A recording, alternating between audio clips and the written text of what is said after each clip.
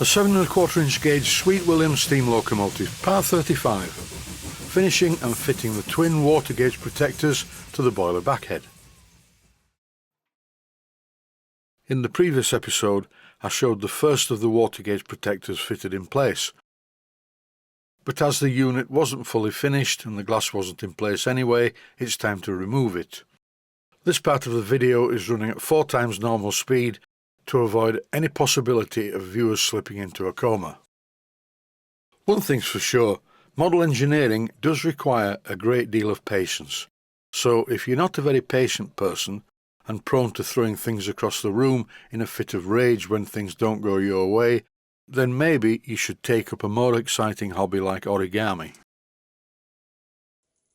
What I'm doing here is making a mark on each of the parts so I know which bit fits where, although really, if I'm perfectly honest, I don't need to do this because the marking out was accurate and all the parts fit with each other.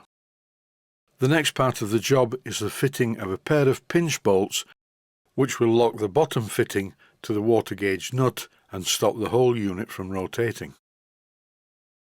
Once again, I use my mobile phone for the calculations because my head is just no good with numbers. And I asked Siri what was half of 9.75, which is the width of the actual fitting. If you don't know what Siri is, it is an application that runs on an Apple iPhone. It's very useful because anything that stops me having to type on these tiny little phones with my oversized fingers is a bit of a problem. Once I got the halfway point, I inputted it into my digital caliper and scratched the marks on both of the bottom parts. Then I drilled a hole in the centre of each of these fittings using a 2.3mm drill, which is tapping size for 6BA, and here I'm threading both of them using a 6BA tap. The job is nearing completion. All I have to do now is shorten a couple of the 6BA bolts that I have, and these will become the pinch bolts to hold the lower part of the water gauge protector in place. These pinch bolts can be fitted at the top or the bottom to suit your individual preferences, providing that there is only one pinch bolt fitted to the supports. Do not use one at the top and bottom. Part of this needs to slide up and down as the boiler contracts and expands. Here I'm fitting the water gauge glass. The first thing to do is to slide on 2 of these O-rings, followed by the nut. And here is something that is fairly important. Do not fit the bottom nut until you've put the bottom part of the water gauge protector on. At my age, with my experience, I really should know better, but here you have it, evidence of my gross negligence. Yes, I forgot to fit the bottom bit, but that is soon rectified by backtracking slightly, removing the nut and the 2 O-rings. I fitted the bottom mounting in its correct position. Now the sun has come out, the birds are singing, and equilibrium has been restored to the universe. Well, almost. Here you see a much more sensible arrangement. Fit the parts before assembling the unit. The next part of this job is quite important. I need to tighten the nuts, which in turn compresses the O-rings and holds the glass in place, and hopefully it will be steam and water and airtight. Not necessarily in that order. I will be testing the system using compressed air. In this clip I'm showing that the holes in the fittings are not tight on the nuts. This needs to slide up and down very slightly. I'm doing this job completely out of my head. No drawings, no plans, no instructions. I'm just using something called common sense. Once again at a high speed, I'm tightening every one of the hexagon bolts that hold the uprights in place. To any experts watching, please don't bother writing in to tell me that there should be a slot in the bases of the water gauge protector to allow withdrawal without removing the glass. Because these protectors do not have any glass protectors as such built in, they will only need to be removed when you need to remove the glass either for cleaning or if it does get broken accidentally, which will be quite difficult to do. Everything starts to look quite good once I get the second one in place. What I need to do now is replace the top cap, because it's not going to work without that being there. With this part of the job completed, all that remains to be done is to sit back in my workshop chair and admire the job. But then, shock horror, I noticed that one of the water gauge protectors wasn't set perfectly square to the water gauge. An easy fix, a quick adjustment with a spanner, a slight rotation, and retighten the bolt.